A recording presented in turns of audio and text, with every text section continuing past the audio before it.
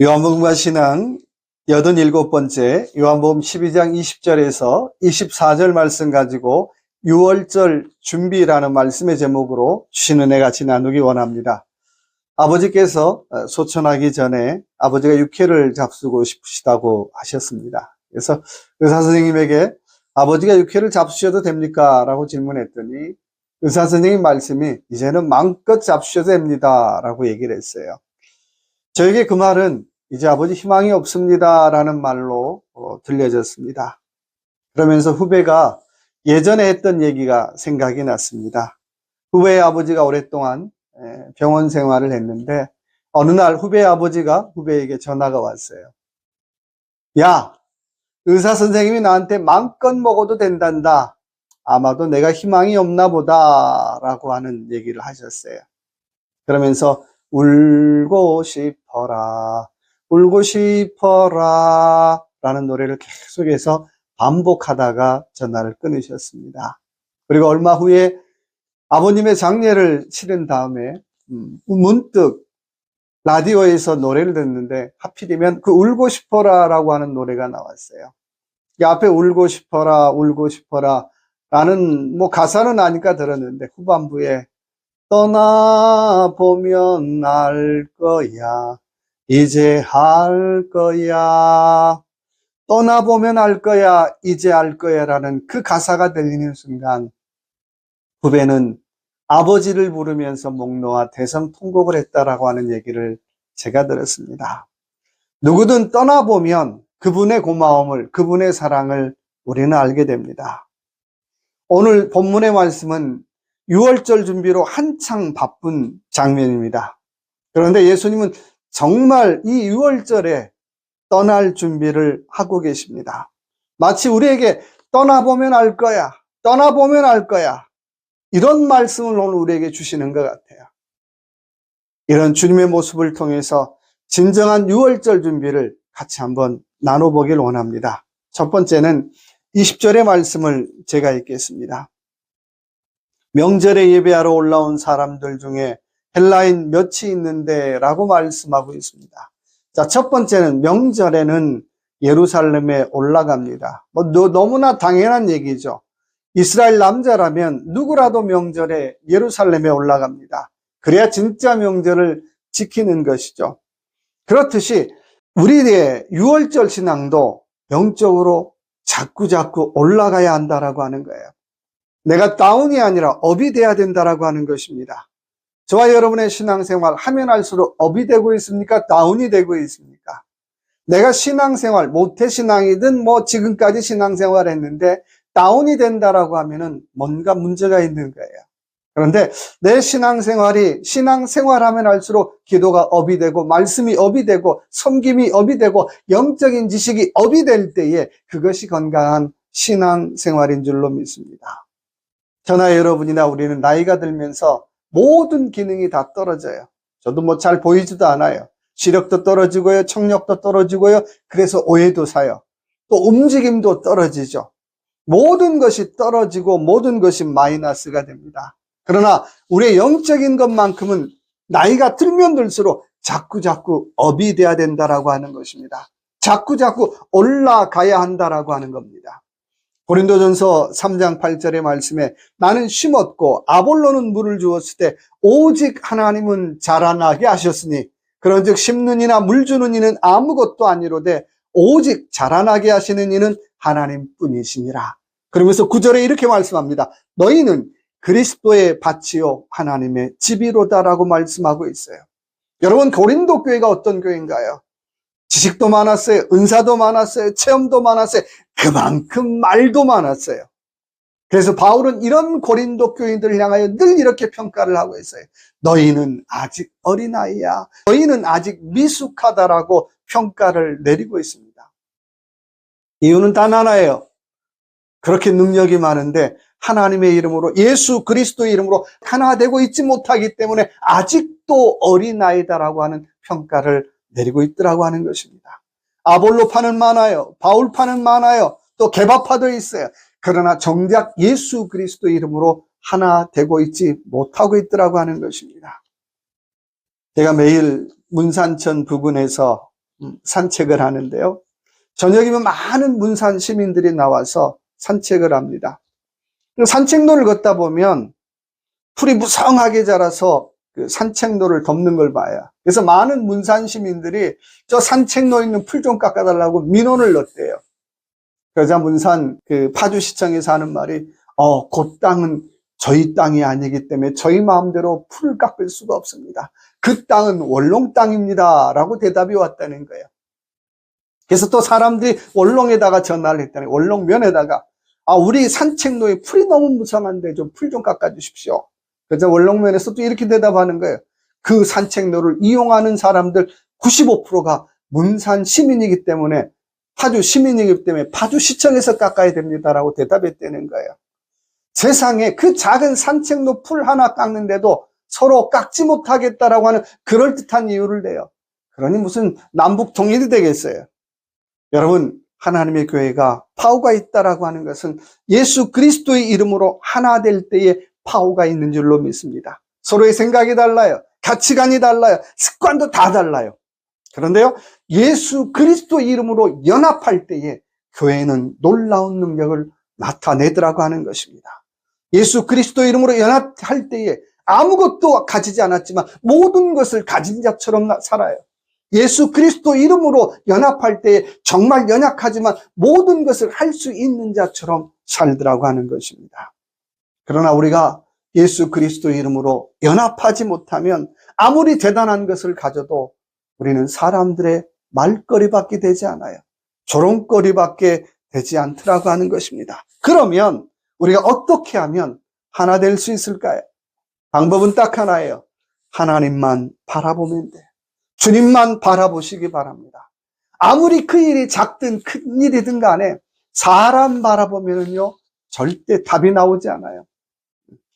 우리가 예수 그리스도 안에 하나 될 수 있는 가장 간단한 비결이 있더라면 무엇을 하든지 간에 하나님만 바라보시길 주님의 이름으로 축원합니다.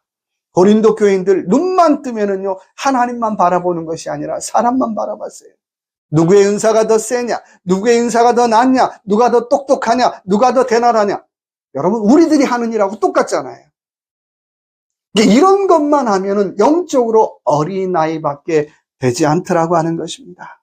그래서 바울은 끊임없이 어린아이가 되지 말고 여러분 영적인 어른이 되십시오라고 말씀하고 있는 것입니다.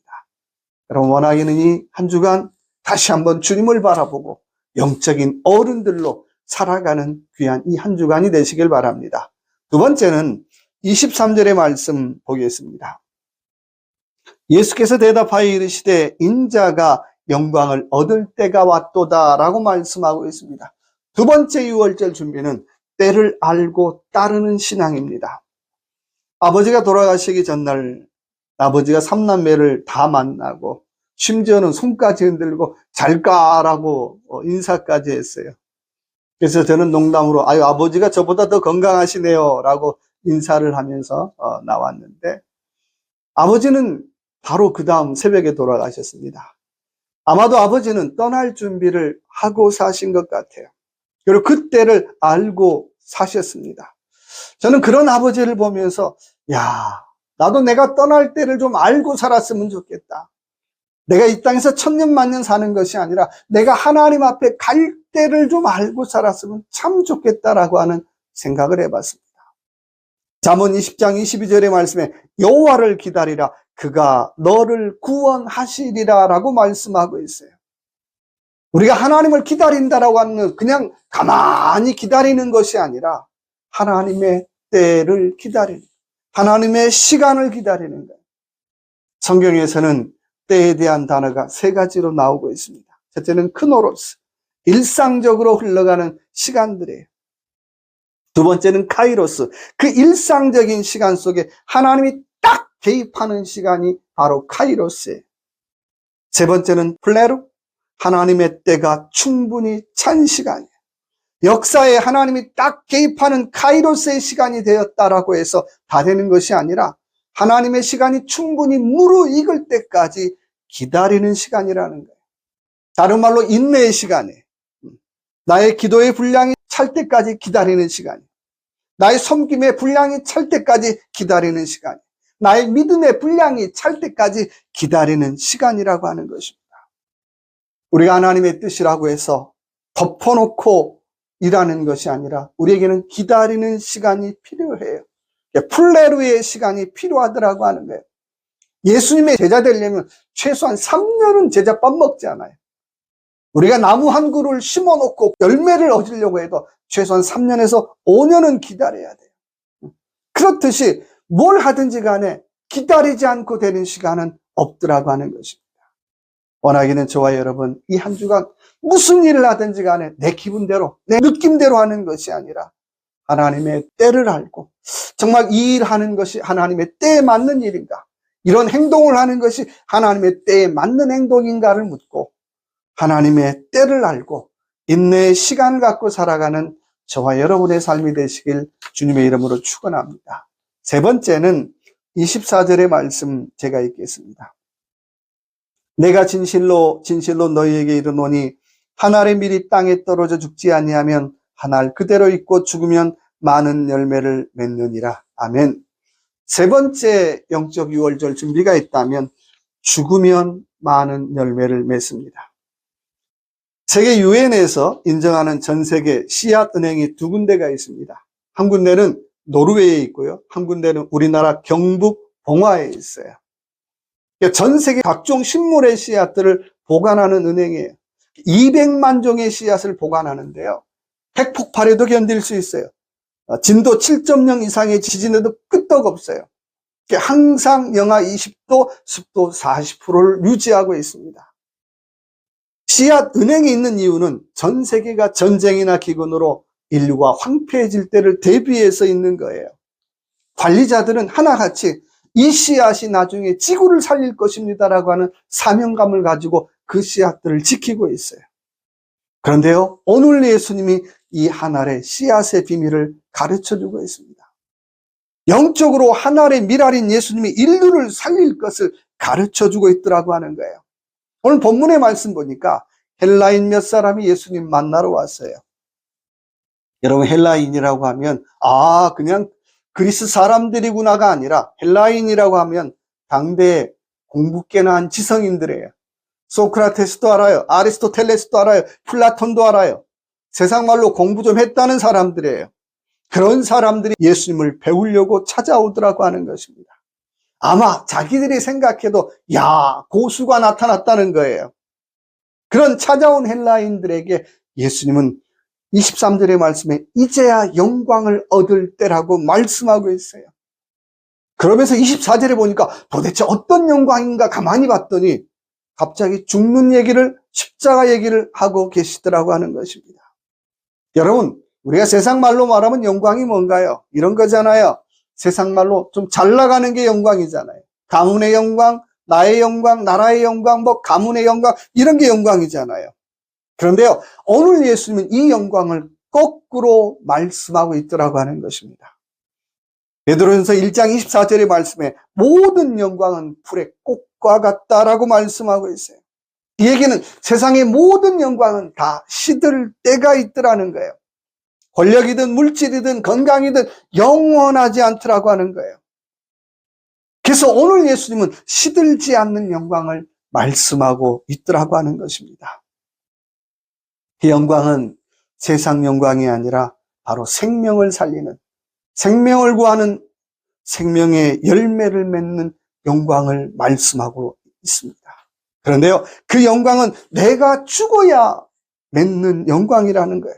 내가 낮아져야 맺는 영광이라는 거예요. 내가 섬겨야 맺는 영광이라고 하는 것입니다. 2009년 경남 함안에서 700년 된 연꽃 씨앗이 발견되었습니다. 학자들이 너무나 신기해서 이 씨앗 5알을 물에 담았다가 심었더니 5일 만에 싹이 나오고 7개의 연꽃이 피기 시작했어요. 그 연꽃을 바로 아라, 함안의 옛 지명인 아라, 그리고 홍련, 붉은 연꽃이라는 의미로 아라 홍련이라고 불렀습니다. 지금은 유명한 관광지가 되었어요. 여러분 생각해 보자고요. 만일 심겨져서 죽지 않으면 열매 맺을 수 없잖아요. 심고 죽기를 반복해야 열매를 맺을 수 있습니다. 예수님은 하늘의 미랄이 되셨습니다. 많은 생명을 구원하는 생명의 열매가 되셨습니다. 나만 편한 길 걷지 않았다는 거예요. 나만 좋은 길 걷지 않았다는 거예요. 성도 여러분, 오늘 저와 여러분 안에는 엄청난 잠재력과 하나님의 은사가 있는 줄로 믿습니다. 그런 우리에게 주님은 죽으면 많은 열매를 맺는다라고 말씀하고 있어요. 야야, 죽은 척이 아니라 죽어야 열매를 맺는다라고 말씀하고 있어요. 이 한 주간도 저와 여러분의 삶 속에 죽는 척이 아니라 정말 내가 죽어 주님의 귀한 열매를, 내가 죽어 천국의 귀한 열매를 맺는 귀한 이 한 주간이 되시길 바랍니다. 기도하겠습니다. 하나님, 우리의 신앙이 자꾸 다운되는 것이 아니라 자꾸 업이 되게 하여 주옵소서. 기도도 업이 되게 하시고 말씀도 업이 되게 하시고 더 나아가 내가 죽어 천국의 귀한 열매를 많이 맺어가는 이 한 주간이 될 수 있도록 은혜 베풀어 주시옵소서. 함께하여 주실 걸 믿고 예수님 이름으로 기도드립니다. 아멘.